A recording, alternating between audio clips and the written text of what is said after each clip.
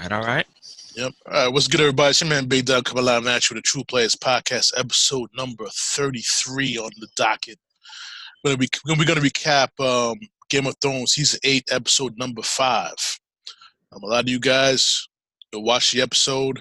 I don't want to know how you guys feel about it. We're on Instagram Live also, so definitely hit me up on Instagram Live. Head up my guest host. We got a guest host, JoeyG from JoeyG Radio. I promised you guys that he's going to join me on the battle for King's Landing. And he's on. We on it. We're doing the show on Instagram Live as well as on Anchor Radio and also Spreaker Radio. All right, Joe, let me tell you something. When I seen that episode, I start off when Varys trying to send notes to the lords, the Ravens, saying that Jon is the true heir to the throne because he believed that he was the rightful ruler of the kingdoms. Mm-hmm. As he was trying to write one of these little birds, a little girl came through and was like, they were watching me and this and things like that. And he was like, yeah, who was watching you? And it's like the soldiers was watching me. I said, yeah, that's what they're supposed to do. Trying to reassure her that that they're just doing their job. But deep down, he knew they were watching her because she was one of his little birds. And the soldiers was definitely watching her because they knew she was a little bird for Varys, knowing that he was going to betray Daenerys.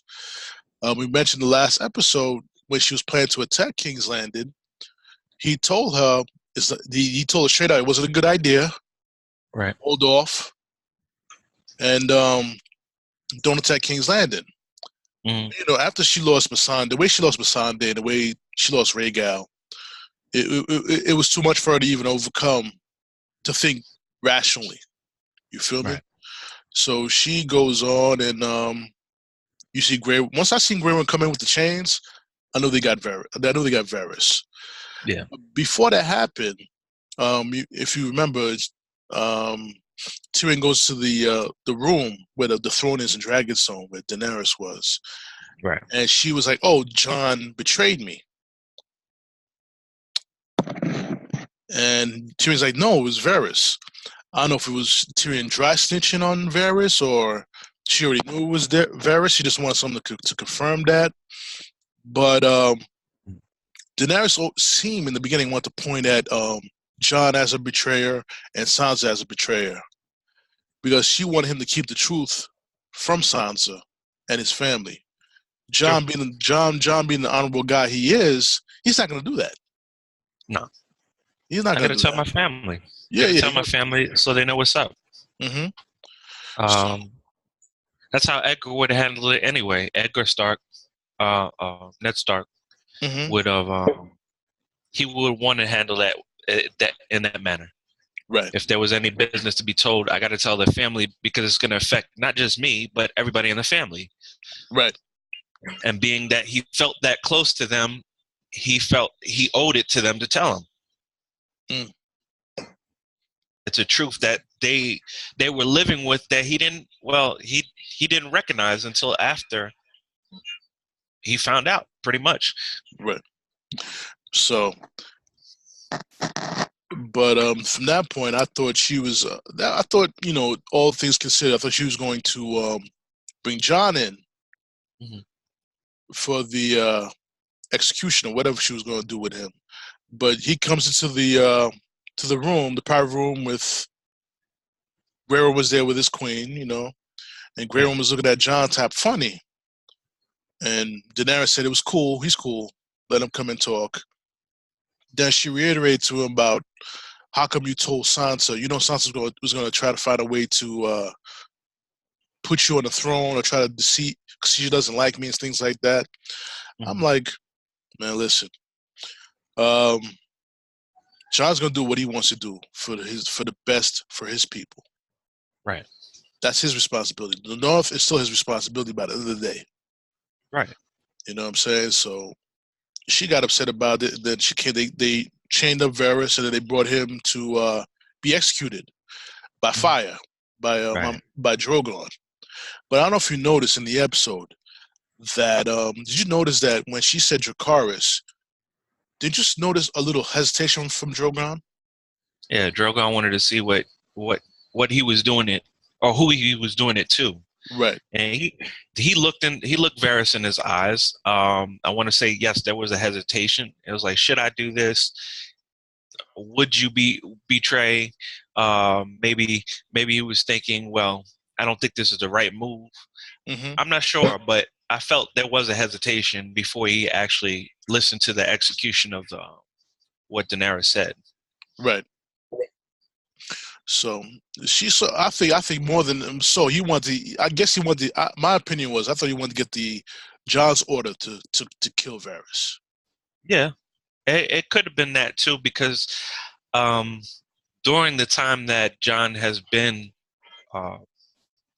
close to the dragons, Mm-hmm. or it seems like they have gotten a bond. Right. So he's considered one of the family. Mm-hmm. So I think his opinion is weighed in on everything now. So now it's not just Daenerys's opinion; it's Jon's also. Right. I feel you on that. And they also said something about the animals, something to do with the Starks and the animals that they have. Them touching the animals, it links them together. Mm-hmm. Something to do with the blood magic and all of that extra stuff. So in that, there's a bond there. It's not he's a dragon and I'm Jon. It's not like that. It's like we're connected in a different way. Right. Where we know each other's thoughts. It would be kind of like Bran on a different level, though. They're on a lower level. Right. I definitely hear you on that. Definitely hear you on that. But by the same token, now they get ready for the battle at King's Landing, and you see Euron waiting for the dragon. But Daenerys is smaller than that. She knew that she was waiting for them. Euron was waiting for them with the scorpions and all that stuff. So she was ready to burn him to the ground, and she came in and burned all his ships down. And it was like nothing to her. No matter how many scorpions they had, they all missed Drogon. They came in with a mission to create havoc, burn the ships down, and all that stuff. Now, this masterful plan that she executed, coming against the Iron Fleet first, and at a low altitude where she wasn't touched. Where was that when she had two dragons? I believe she was ambushed. I believe she was cocky. Yeah. That too. She was cocky and she was arrogant about the whole thing. So in that, they humbled her. Yes. And let me take that away from you, because you feel like you on top of the world right now. Let me knock you down a pedestal and see where you at. Exactly. But like I said in the previous podcast, I did an episode previously. I said Daenerys had, if you notice, Daenerys has no sense of strategy. She believes in using her dragons, burn everything down. Right. Cersei is strategic. Yeah. Sansa is strategic. Yes. Yes, she may have dragons, but that doesn't fear those particular women because they have a strategy for everything. That's something that, as a leader, you should be able to have a sense of strategy. You can't have your hand Tyrion to dictate the strategy for you. Right. All the time. You got to have a set strategy because you have dragons. Right. You have an advantage, and you're not utilizing the advantage the advantage to your liking because you lost two dragons. Right. Lost two dragons because you were foolish and arrogant. Right. She took down the scorpions. She took down the scorpions on top. That was all over King's Landing. Smart moves. I mean, everything she did was smart. But I felt that it came with the edge of I'm going to do maximum carnage. Yeah, I think it was getting there. It was just to show she wasn't done yet, and I think that's what what's her name? Damn it, Cersei. I think Cersei, in her mind, was like, "You bring your dragons, I'm going to kill them, and then what do you have? Because you don't really have an army." Right. So she was really counting on her armies to defeat that, and like you said, the Scorpions to do that. The Iron Fleet, she was counting on the Iron Fleet. It's like, what? We still got the Iron Fleet. And mind you, before I'm gonna head back. She did capture Jaime Lannister before they went down to King's Landing, and Tyrion set him free. Tyrion set him free because I thought he wanted to return a favor to the time that when Tyrion was in prison, getting ready to be put to death. Jaime came and saved him, and let him free, and that's what he killed Tywin Lannister. When Tyrion killed Tywin Lannister, right? And I felt Tyrion was caught in a bad place because he wanted to. I believe he wanted to protect Varys, but most importantly, he wanted to protect Jon. That's why he ratted Varys out. That's why truly he wanted to protect Jon, because deep down he knows Jon should be the right ruler for King's Landing, should be the right ruler for the Seven Kingdoms, and he felt he had to protect him. That's why he sold out Varys, and I believe Varys. We're going back, a little bit.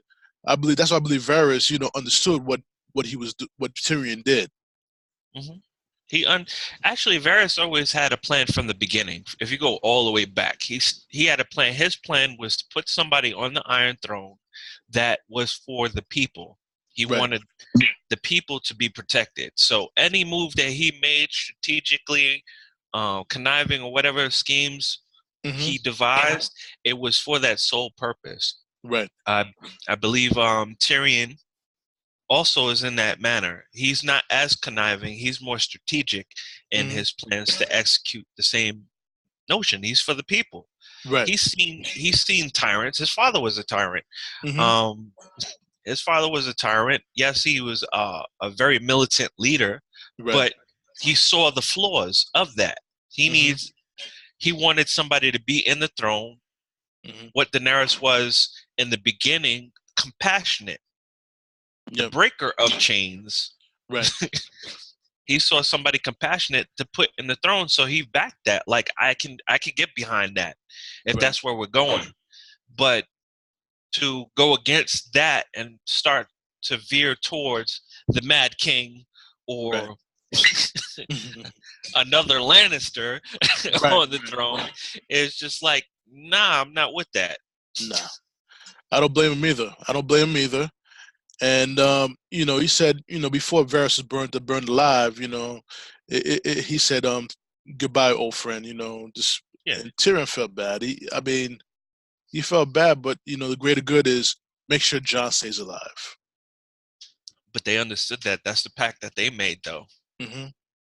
I believe it was when she first got to Westeros. And when they were in I want to say the throne room. They were in the throne room, and they were talking amongst themselves, and that was their plan. They wanted to be clear of each other's plan, and I believe it was after Varys was threatened. If you betray me, I'm killing you. Right. By Daenerys. So he devised, from that point on, he was on a sole mission. Right. And I believe after he was told by the Red Witch. Right. After he was talked to by the Red Witch, saying that both of them were going to see their death in the north. Right. When he was told that, then he was seriously on a mission. Right. And the mission was to make sure he gets the right person on that throne. Right. Even if he has to die to do that, that was his mission to do that. Right. And who knows whether or not he'll finally succeed after his death. He probably won't see it. He did say he may not see it, but his hope was that it will happen. Right. So now we go to the. Let me tell you something. What do you think about this whole hoopla about the Golden Company, right? All this hoopla about the Golden Company is this, the Golden Company is that, this, that, and the other. And the truth be told, they only lasted 5 seconds. You know what? When I seen the Golden Company, the first thing I thought of was Shrek. And and I was thinking of Prince Charming when they introduced Prince Charming, and he just wanted to be like a whiny, just pretty a mama's boy. That's all I saw when I seen the Golden Company. The dude sitting on the white horse. That's the first thing that came to my mind. And when they were wiped out, right, I was just like, "That's it." Like that's how easy it was. They didn't even get a move in. They didn't move nothing. Nope. They just turned around. It was done. All is the like I said, they overblowing a lot of people. Golden Company, this Golden Company, that. They're gonna kick ass. Man, them dudes is running from a dragon. They got burned by a dragon, and homeboy, the leader, Strickland, was running away from the onslaught of the Dothraki and the Unsullied. Yeah. But for some reason, during that episode, didn't it magically appear that the Unsullied was like almost at full army, and so was the Dothraki? It looked like it was a thick horde. Yeah, it did. From the battle of the night. From the battle of the night, I thought there were less. Yeah, me too. Me too. I thought there was less. I didn't realize that there was still that amount of Dothraki. I know there was a lot of Dothraki, but I didn't realize there was that much left. Yeah, because the way they made it seem in the battle after the battle, it's like most of them died. Exactly. That's crazy. And yeah, that was pretty much it as far as that's concerned. Because we're not talking about the wildlings. Wildlings went back up north. So, right. And I believe Sansa and is being protected by the Veil. The Veil, yeah. The Veil and Brienne. So they're not. They didn't come down. It looked like most of the Stark army came down with Jon. Yeah. And whatever was left of the Mandalays, the Umbers, and the House Glover, they all came down with Jon. Right. But the thing is that also, you see Jaime sneaks into the crowd of King's Landing to try to save Cersei. You see the Hound and Arya amongst the crowd also trying to get to Cersei. Also, everybody trying to get to Cersei. Yep. You know what I'm saying? So it was kind of unique that Jaime would risk his life. Yeah. To get to Cersei. But one thing I want to ask you something that kind of bothered me about the whole situation was the devaluing of Davos. Okay. Throughout the season. Isn't he Jon's right-hand man? Jon's hand, quote unquote. Yeah. Why is Davos being minimized to just someone just back to what he was, a smuggler? Right. Tyrion asked him to set up a boat so Cersei and Jaime could escape the Pentos. Right. And that was like, I'm not gonna like that.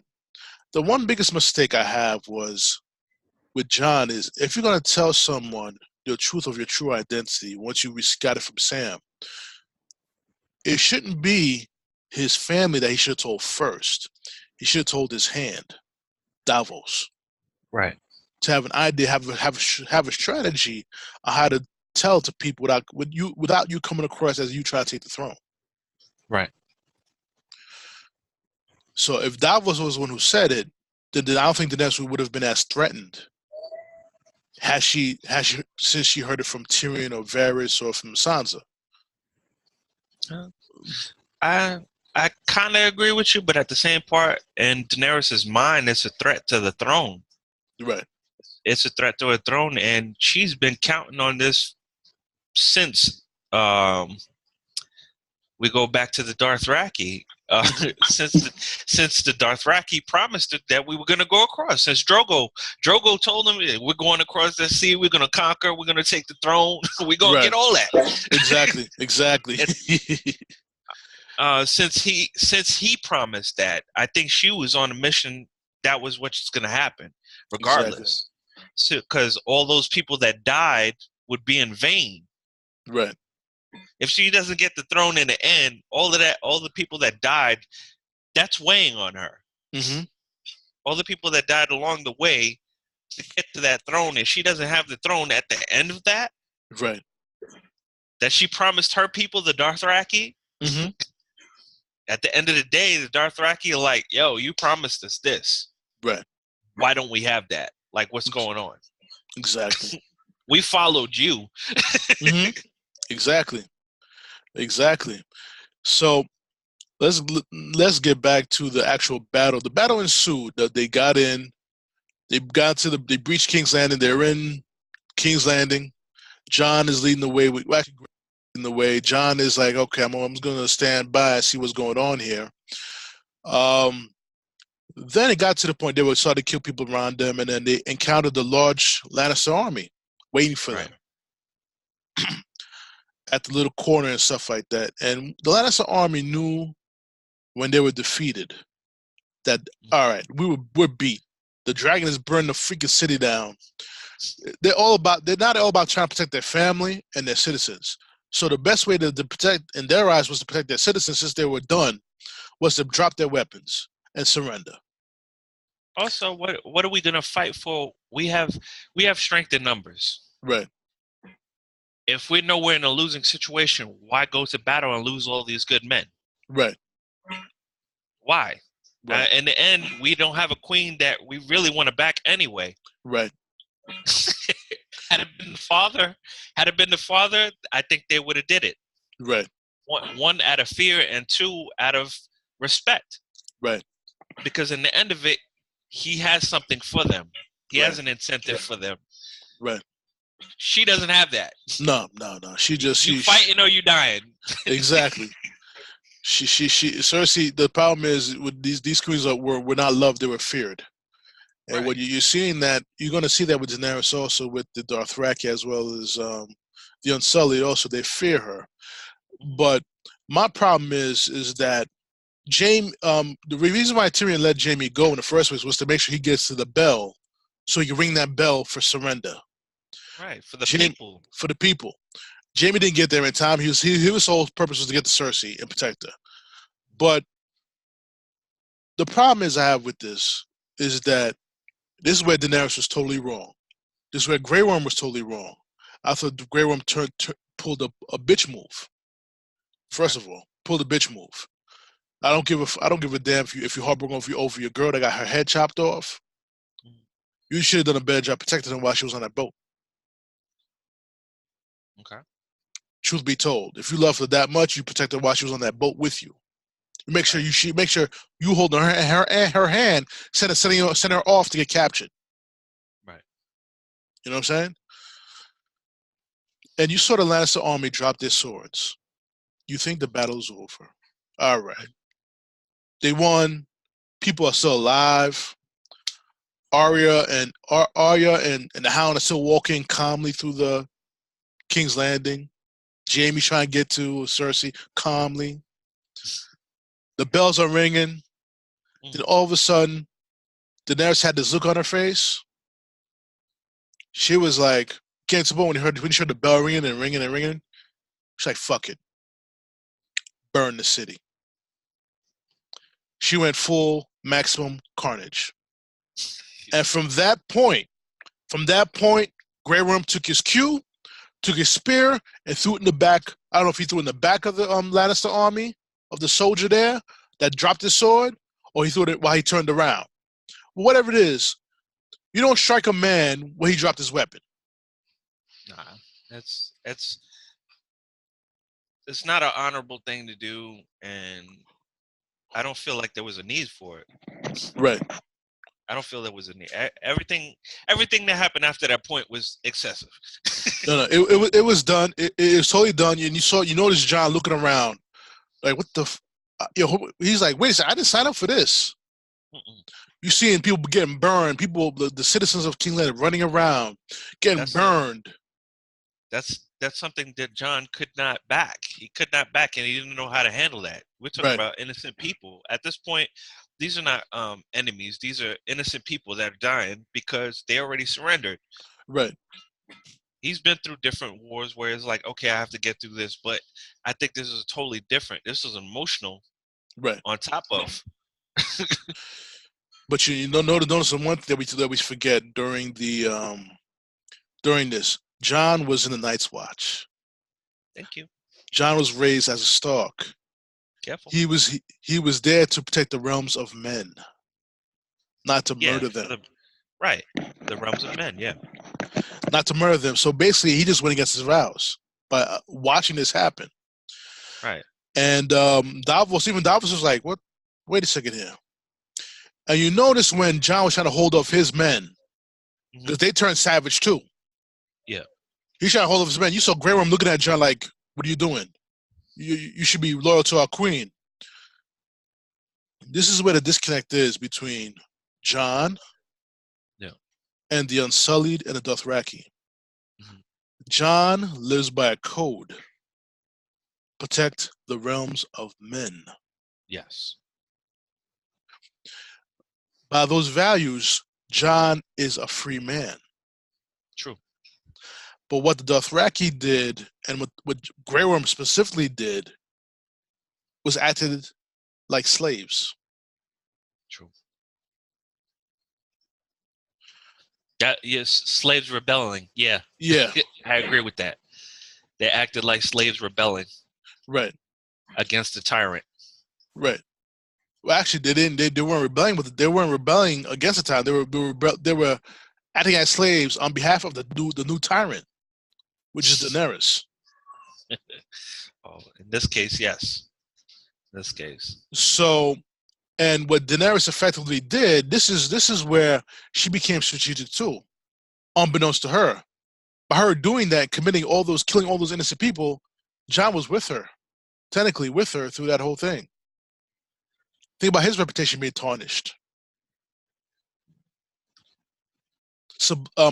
On the subliminal level. Remember when she tried to get? Remember when she was trying to get some dick from Jon? Jon said, "Am I going to be loved?" She said to Jon, am I going to be loved or be feared?" And when Jon didn't want to give her that dick, she's like, "Fuck it, I want to be feared." I think we'll get into that later, but Arya is going to have a different outlook on that, and she's going to have some contributing words as far as that's concerned, if Jon's reputation is in question. Right. I don't know if I would call it contributing words or contributing Valyrian steel dagger, but because in that instance, you notice when Daenerys is laying, like putting fire throughout the King's Landing, you notice Arya is trying to ducking from fire. Yeah. Ducking from fire. How many times do you think she almost died in that whole scene? The 4 or 5. 4 or 5 I could count. And she almost did not make it. No, she didn't. And for once, she reminded me of the Arya Stark before she became a faceless man, the caring, loving girl, right? The young woman that she was, right. But once the carnage was over, and she saw all the dead bodies on the ground, all the ashes, the carcasses, the skeletons, she became. If you look at her, the way she looked at Daenerys, if you see the future episode, she's going to be a straight up, downright faceless man. Remember the prophecy Melisandre told Arya, the eyes that you're going to put to sleep. You're going to put to sleep brown eyes, blue eyes, and green eyes. There was only 2 women left alive who had green eyes: Cersei and Daenerys. Cersei, for all intents and purposes, died under that rubble beneath the keep with Jaime. Right. So who's left? Daenerys. So we're gonna talk about it a little bit later in the episode. We're gonna talk about we're gonna talk about the only thing in the episode that made a whole lot of sense for me. I don't know if you probably agree with me. Was Clegane Bowl. Yeah. Made a whole lot of sense to me. Made a whole lot of sense to me. And it's funny how Cersei was trying to, Sir Gregor, listen to your queen. Or Kyburn was like, listen to your queen. Kyburn got his ass killed for that bullshit because Gregor was like, yo, fuck you. Fuck you. I'm going to kill this nigga right in front of me. Right. And the so-called Queen's Guard, the dudes in the black, was no match for the Hound. Nah. No match for the Hound. Nah. Excuse me. I don't even know why they tested him, though. They're cut from the same cloth, though. The Mountain and him are cut from the same cloth. So you really think you're going to get at him? No. Not at all. And them dudes got killed swiftly and swiftly, and they were done. But the funny part was you saw Cersei kindly excuse herself from the battle. She's like, oh shit. Guess she's not listening to me. Okay. No. I'm gonna excuse myself from this shit. In both their instances, like either one of them could have killed her at that moment. There was nothing she could do about it. Exactly. There's nothing she could like. We both could kill you right now. Like, exactly. Get the hell on. Exactly. Go on about your business and let us handle our business. Exactly. But they weren't about that. I thought that was a very funny moment. Awkward for her, probably. But they weren't about that. They're about that battle. You notice the Hound was trying to stab the Mountain. He was like, "What the fuck? You're not dying? I'm stabbing you straight in your stomach, straight through. You just sit there and pull the blade out from your gut. You still going?" And when I saw that Mountain grab the Hound by the head, he started squeezing his head again like he did to Oberyn. He did hurt out. He did pull out one eye, but Clegane was able to open up his right eye, and then also he became Goldberg and tried to spear the Mountain right through the damn wall. And they fell right into the fire together, which is kind of poetic justice. You know what I'm saying? Yep. Because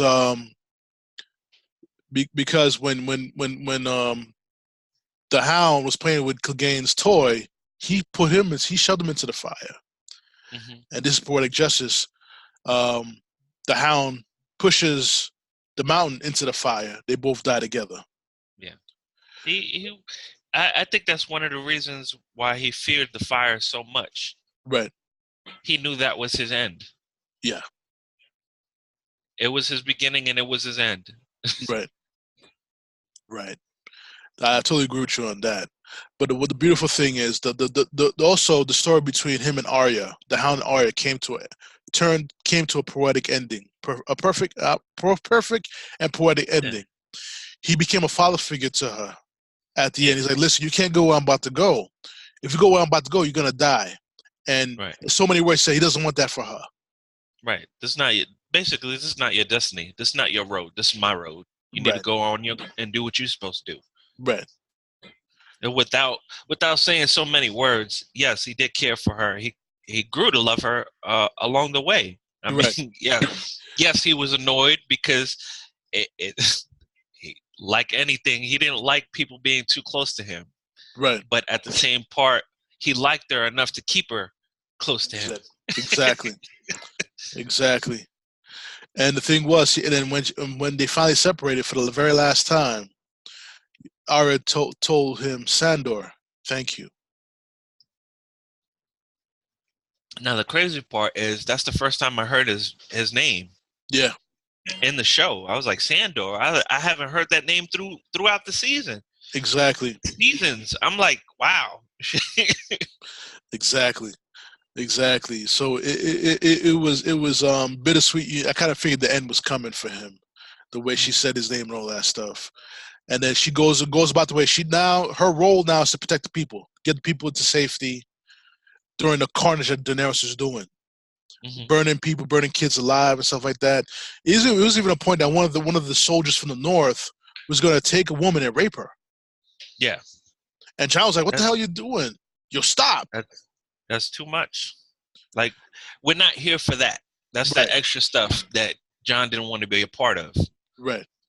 I never wanted to be a part of that. I don't think anybody in the family, as far as that was concerned, ever Right. was on that level. Like we came to battle, we win the battle, and we move on. We don't do stuff like that. Exactly.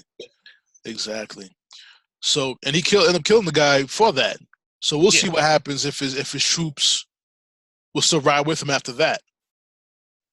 Because when you go against, but truth be told, I know you've been in the military, so you know, once you go against your commanding officer's order, you're gonna die. Right. Yeah. I think it was an executive decision on his part to make that happen. I don't have no problem with that. I feel like if if we're battling, we should still have some type of integrity, especially if you're under me. Right. If you're under me, you represent me. So by you doing that, that tarnishes me. Right. I'm not going to have that. That's not going to be on my conscience. I think Ned Stark would have did the same thing, except he would have chopped his head off. Yeah. Exactly. With what was that blade that he had? Ice. The Valerian steel ice. He called it ice. Yeah. Big ass blade. I don't know how he swung that blade though, to be honest with you, but it was a big ass blade. That's as big as he was. That's crazy. But now we go to Arya's arc of this particular battle. She's trying to save. There was times I thought Arya was the first time I seen Arya then when she was laying in the pile of dust all over her. I thought she was done. She was done for. I was not. I don't feel like that's the way she was gonna go out. All that she's been through from the beginning till now, I don't see that as her being her end. And after we seen the battle of with the Hound in the mountain, right? I don't think that's her ending. Like it has to be some type of epic battle, yes, or an epic ending, and conclude it with you just being in a pile of ashes. That's stupid. Yes. Especially after you got past the long night. Yes. You got past the long night only for that to happen? Nah. While I was emotionally involved, I'm like, no, it can't be like this. Mm-hmm. At the same part, I'm like, and there was an underlying in me that was just like, nah, that's not the way you're gonna go out. Not at all. And I'm glad she didn't go out that way. But she saw what she did was she cared for a woman and her child. She tried whisking them off to safety, and eventually they got burned by Drogon. Right. While trying to get her up. Mm-hmm. And that from that point on, Arya was like, what the fuck is this? And everything she said in the Godswood when Jon, Sansa, and Arya and Bran were talking, they all said they don't trust Daenerys. Mm-hmm. And when it's all said and done, you see Jon and Davos walking around, seeing the pile of ashes, the shock on their face. You saw Tyrion walking around, seeing the ashes on the floor, the people being burned. He was shocked too. They couldn't believe it. They couldn't. It's like they didn't want to. Yes, Cersei had to be removed, but they didn't want Cersei to be removed like that. Right. Granted, let's go back to the little mini battle, between before we end the podcast and stuff like that. And actually not end the podcast, we can go up to the next segment for the next episode, where we view things. The little mini battle between Euron and Jaime, I'm gonna tell you straight up, bro, that battle was underwhelming. It was a waste of time. Okay. It was a waste of time. Because it wasn't the right person to battle Euron. Nah. But Euron wanted a piece of that, though. Yeah. Euron wanted a piece of that. I like the fact that he lost. Oh, he's gonna lose to he lost to a one-handed Jaime Lannister. But truth be told, if Jaime was whole, that would not even been a battle. No, it wouldn't have been a battle. He knows it. Deep down, he knows it. He had to know that. Jaime was one of the top swordsmen in the freaking realm. Next, after he was on a level of Sir Arthur Dayne. But the crazy part to me is that he was fighting with somebody with an iron hand. Yeah. It's like, are you really stupid? Stupid as all can be. You don't think that he would use that hand? Like, he's thinking a regular battle. Okay, it's me and you. I got this, you got that. He's not counting on that. He got slapped up by that hand a couple times. And then while he's dying, he's like, I'm the one that killed Jaime Lannister. You didn't kill Jaime Lannister. The rubble falling on top of his head killed Jaime Lannister. Right. You could tell yourself that if you want to. Right. That's not what happened, bro. No. I mean, and his biggest mistake was actually letting him crawl. Yeah. His biggest mistake is thinking he was done. Right. No, you should have seen it. You should have looked him in the eye like Aya did a couple times, different people along the way. Looked him in his eyes, stabbed him in the face, and then walk away from him. That's what you should have did. But exactly, you chose to do another cocky move. Yep. Like we've seen earlier in the Game of Thrones seasons where they're sitting there like, I won, and this, that, and the third, and then you wind up dying. Stupid. Exactly. You know what I'm saying? So that's another stupid thing. But he got what he deserved. Even though I thought he should have came from either Theon or Yara, which has been conspicuously absent throughout the season. Yeah, but she said she was going back to the Iron Islands to build a fleet. Right. She was getting more people. Right. That was her main mission, is to do that. So when she comes back, she's gonna have a full fleet.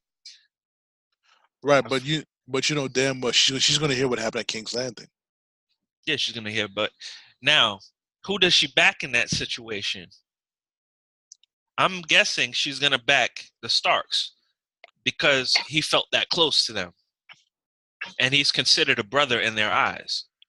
Right, but she also, I agree with you on that end, but I also agree with the other spectrum. She may support Daenerys because, remember, the Starks did kill two of her other brothers.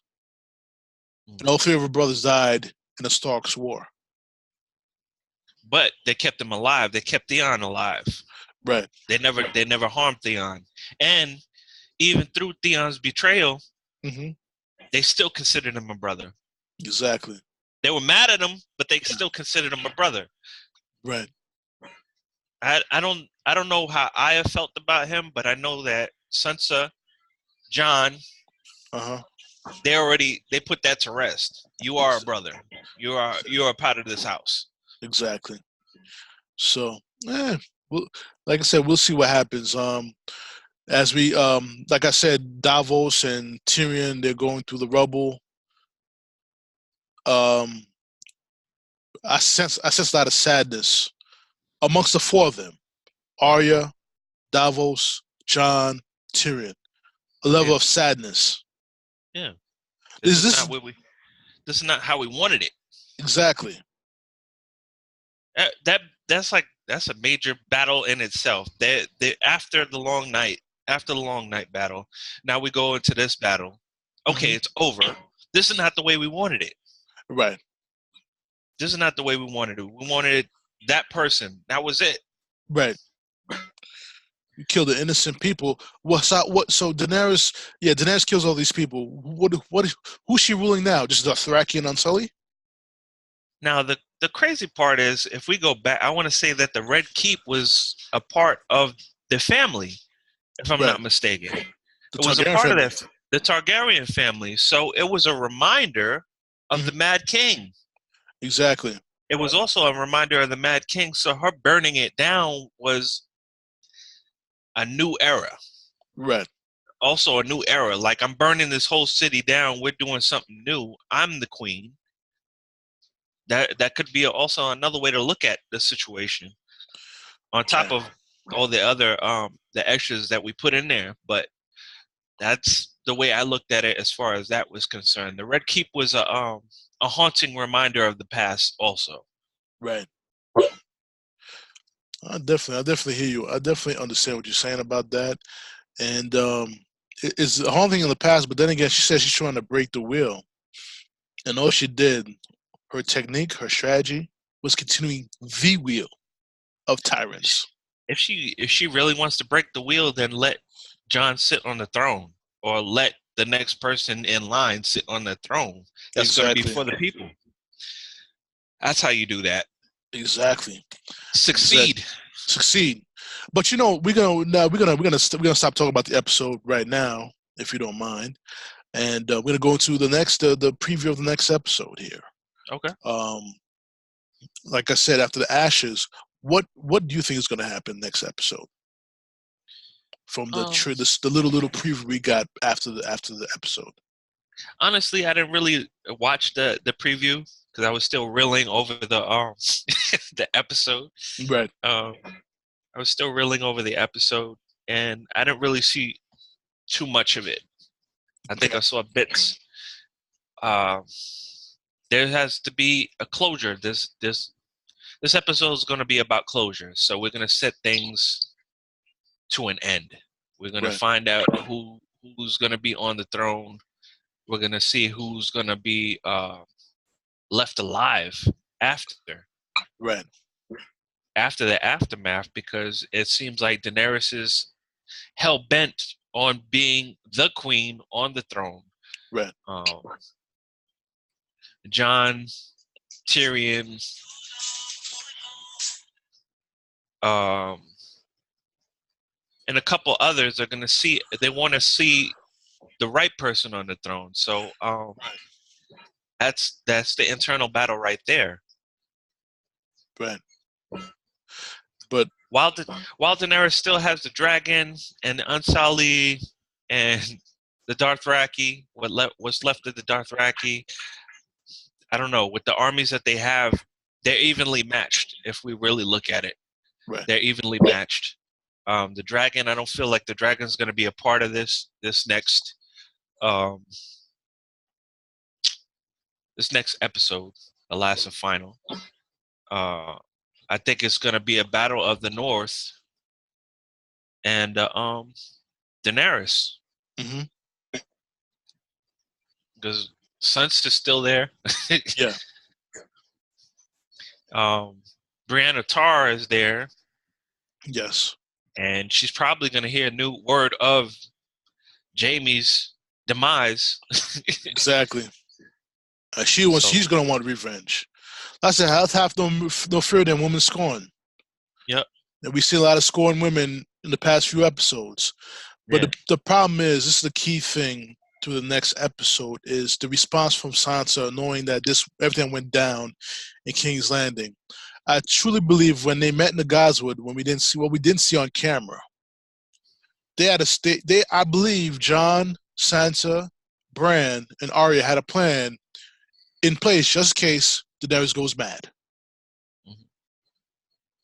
Just in place. Mm-hmm. And Daenerys, I believe, underestimates the power of Sansa. Yes. She's gotten very strong from the beginning till now. And I believe it's through all the things that she's been through. Right. The whole, her snapping point where she really took off was after she put the dude to rest with the dogs. Exactly. Ramsay Bolton. Yeah, Ramsay Bolton. And I believe next episode is going to come to the head. It's going to come to the head, Jon versus Grey Worm. Well, Grey Worm is going to die as far as he's going to be wanting to go with his beloved. She's already gone. Right. Are you gonna back Daenerys? Okay. Then you die. Right.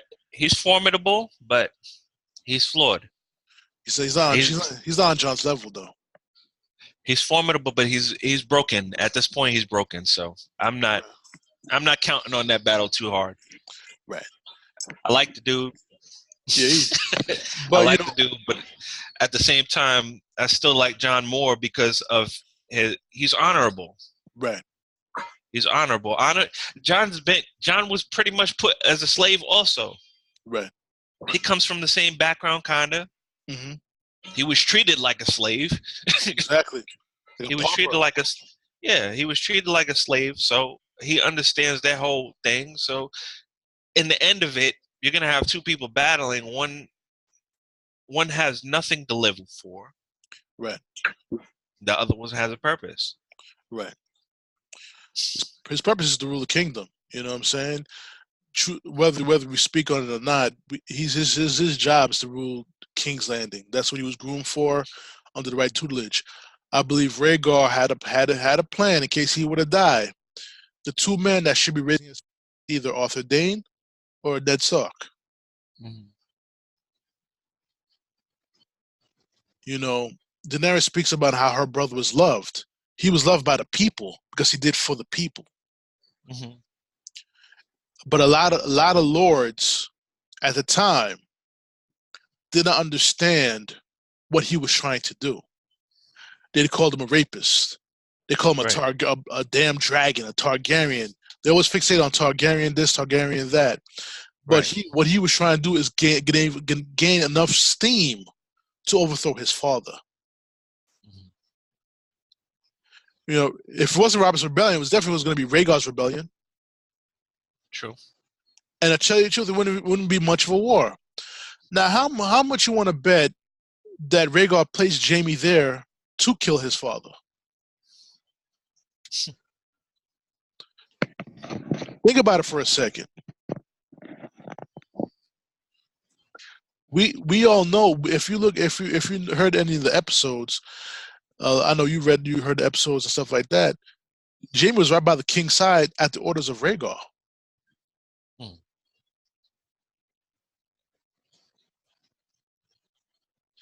So Daenerys can be mad at she mad at Jaime because Jaime killed her father, this, that, and the other when she had him imprisoned. But long story short, it was your older brother that set that up. Right. Because he didn't want people burning. He didn't want the whole city to burn. Right. He wanted people to live and be happy. Rhaegar was a great warrior, just like Jon. He was a great warrior, but he didn't like it.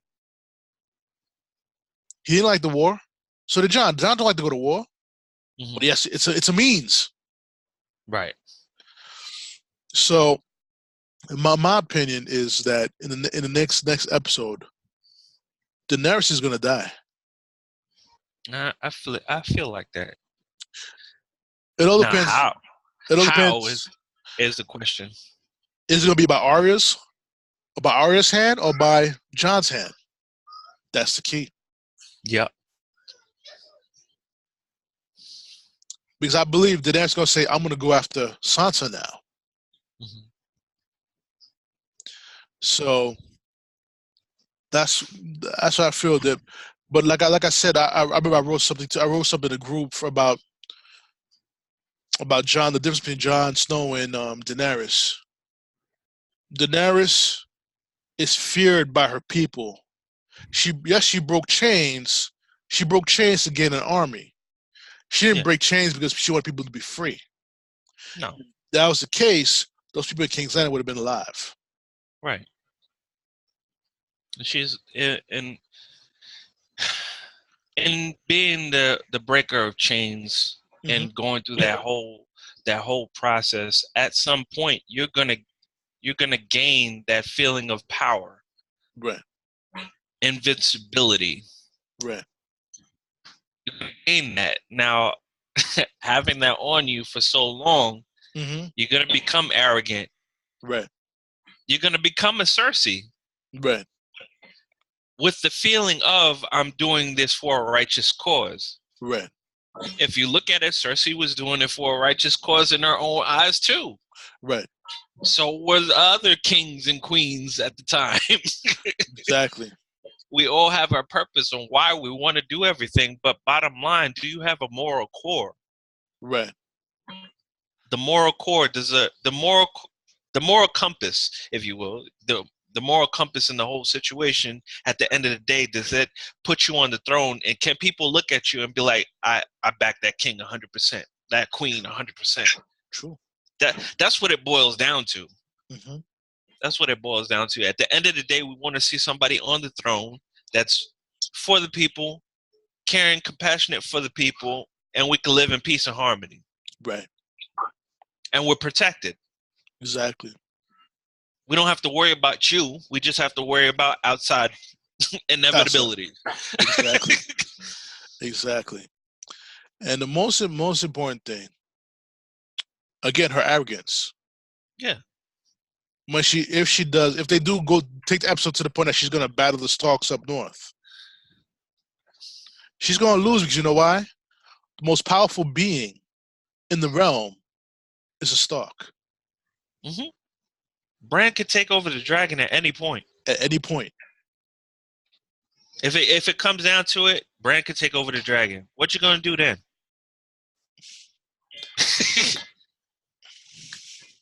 He showed it. He doesn't have to. He could take over people. He could take it over animals.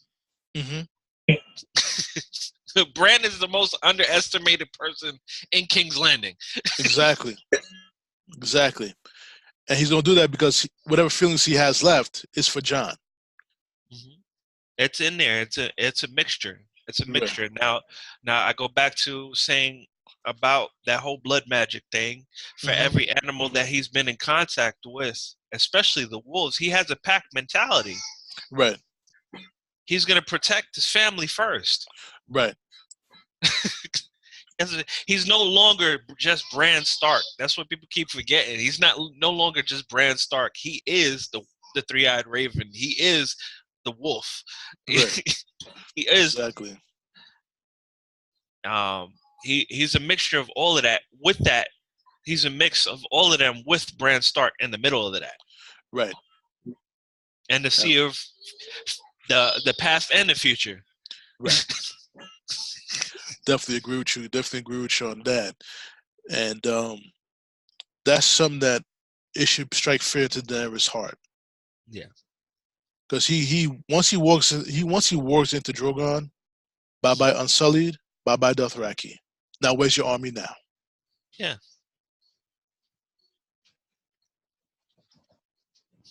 I don't know. And then you got a woman, a girl who went through trials and tribulations, worse than Daenerys. Mm-hmm. Trials and tribulations. She learned from the best people, the most vindictive people, the most conniving people. Mm-hmm. She learned from Cersei. Mm-hmm. She learned from Olenna Tyrell. Yes. Which told her, be cautious. Exactly. Be cautious. Be calculating. Exactly. She learned from Ramsay Bolton. Right. Sometimes you have to strike fear. Exactly. Most importantly, she learned from the one man that was guiding her throughout her whole travel since she was a little girl. Littlefinger. Yeah. Daenerys is no match for her. No. Not on a technical level. And not only that, she doesn't have a brother who's a three-eyed raven. No. We go back to that. We go back to that too. That's true. That's straight truth. So why don't she just give the throne to Jon so she could live and her people could live? She cared about her people, quote unquote. How does she care? At this point, I don't think she cares. I think she cares more about the throne than anything else at this point. Let me tell you what's the good of a throne if you don't have the people to back you? Give it a throne. Facts. Give it a throne. Facts. She wants a throne. Give it a throne. Facts. What are you gonna do when you have no people to back you? You're gonna have the Dothraki. That's it. You're in the same place that you were, except you're on the other side of the water. Exactly.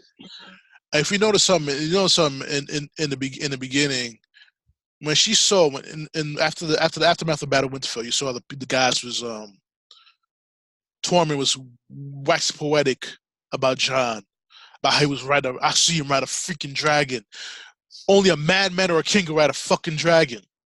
They saw everybody just coming to Jon. He's a fucking king. He made friends with the enemy and died for it. Yeah. And Varys is there listening to the whole situation. Like Varys, like, yo, this is just the truth.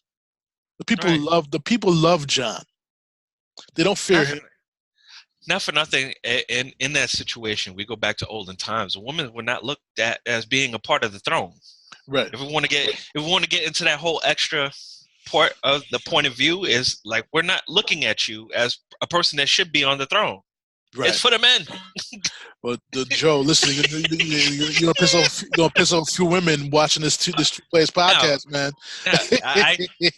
I can understand their frustration and everything like that, but it's a part of that time in history. Right. We can't look past that. That's the chauvinistic part of the male history back then, and it's still true to this day. Anyway. Right. Anyway. Right. Now, I got a couple people on there that were telling me along the. Let me put this in there. Right. I got a lot of people that were telling me along the way that we have the females in place that helped Jon get to the point that he was before the battle of the Long Night. Yes. We have Arya doing her thing. We have Daenerys doing her thing. We have Sansa doing her thing. Right. Brienne of Tar doing her thing. I mean, yes, these people were key into putting people in the positions that they were in, especially Jon. Right. Especially Jon along the way. So now we get into the position where Jon is getting more praise at this time because he's looked at as a person that should be on the throne. Right. Not to say that Daenerys doesn't have a claim to it also, but we're looking at a man that went to battle, that we know he survived, and he did it for the people. Right.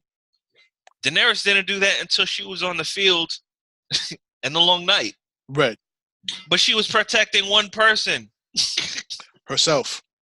And the person she was trying to protect at the same time that was protecting her. Right. Right. That was it. Exactly. And the thing is too is like he's Jon's a war hero. He died for his people. He bent the knee to protect his people. Right. Now she says she loved Jon, right? Right. When Lyanna Mormont was giving him the business in that meeting room. Right.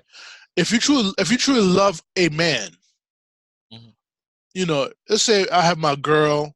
Yeah, I bent the knee to her. I said, yeah, she's the queen. But to save face, if she loved me, she would save face to my people and say, he didn't bend the knee. He's still the king of the North. You went out. We're back. We're back. Yeah. If you truly love me as a man that you love, you would save face in front of my people and say, no, he's still your king of the North.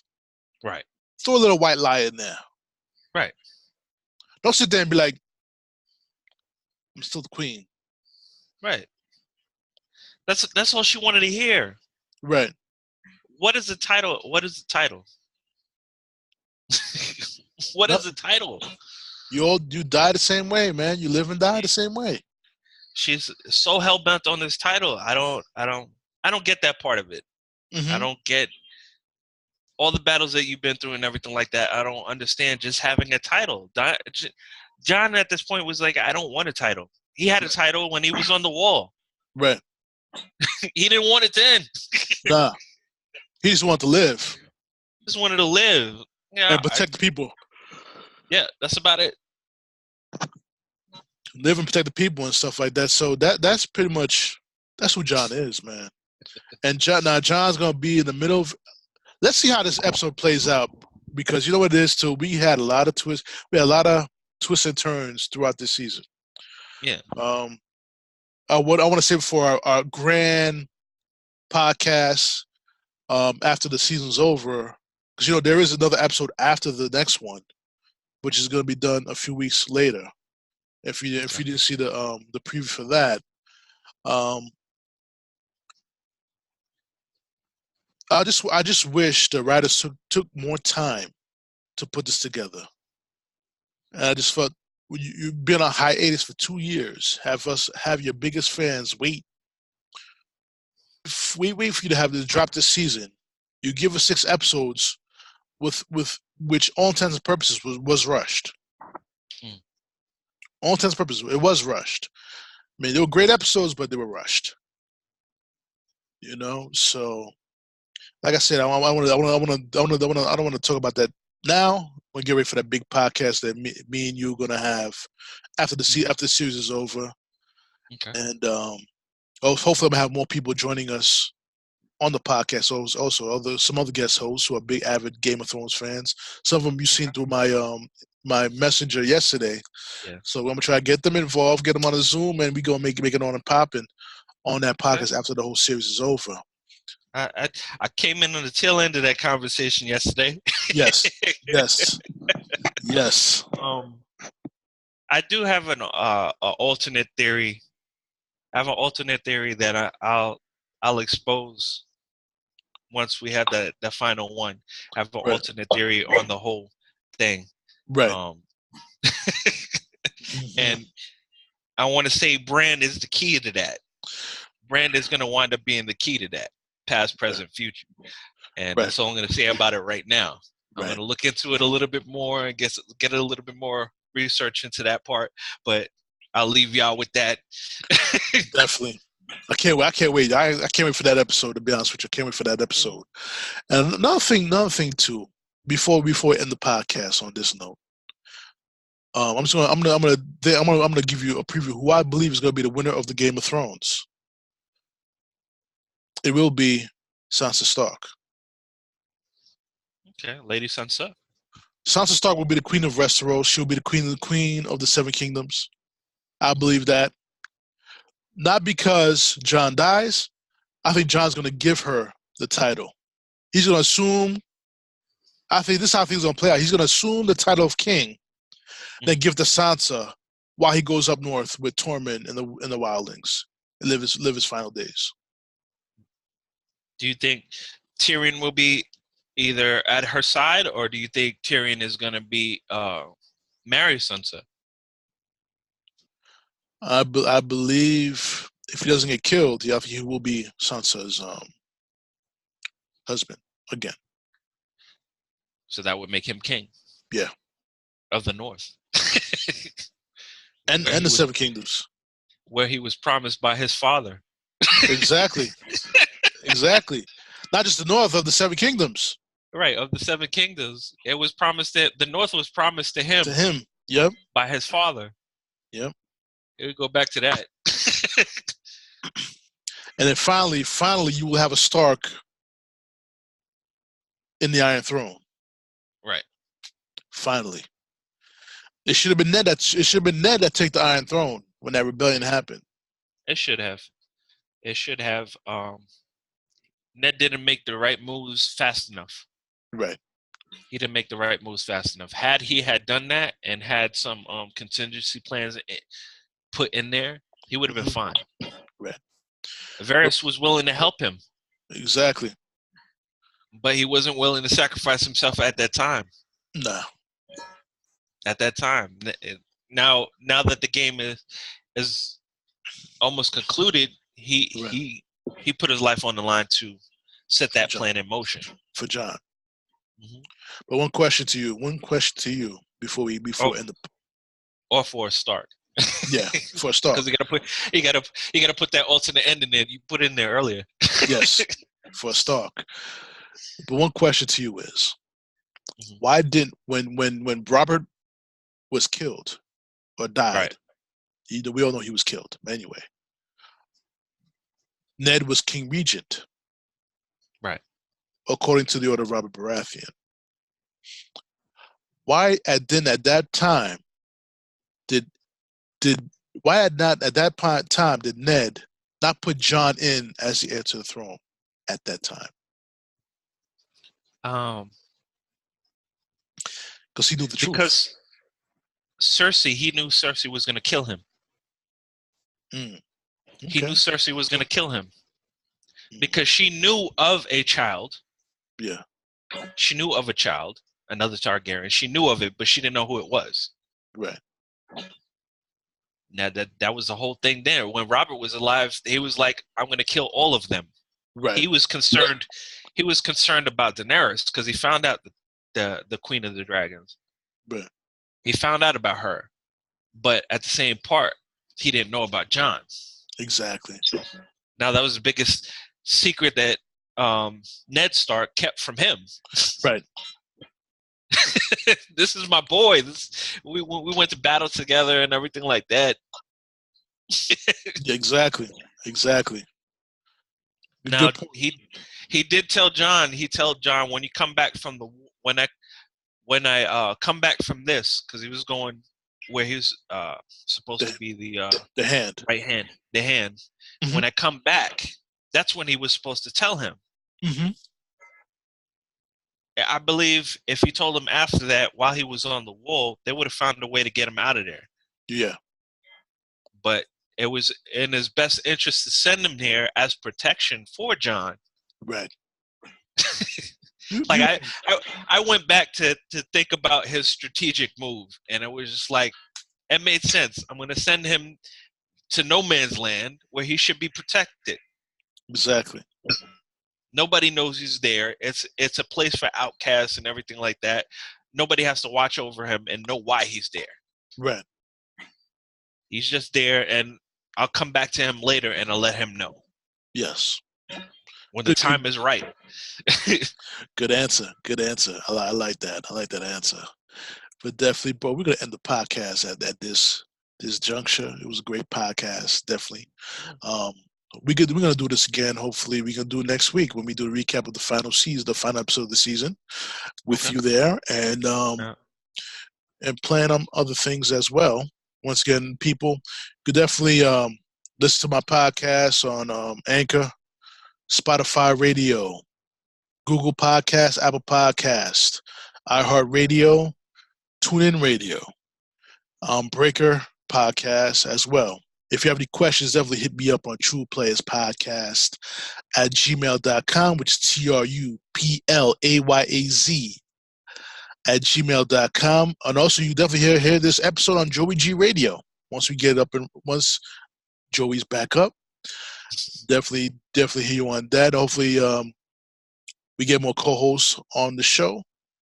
And like I said, just hit me up, like my page, TruPlayaz Podcast, Facebook page. Like that page. You know what I'm saying? So on that note, Joe, you want to sign off? It's Joey G with JoeyG Radio. It's been fun. Can't wait to do the next one. Look us up on Facebook, JoeyG Radio.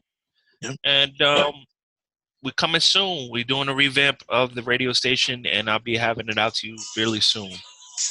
Mm-hmm. Until next time, looking forward to the next episode and giving you some more insight on the Game of Thrones with the conclusion. Exactly. Until next time, we'll leave you with that for now. All right, cool. All right, people. This is your man Big Don for TruPlayaz Podcast. We're signing off. I'll catch you later. Peace. Peace.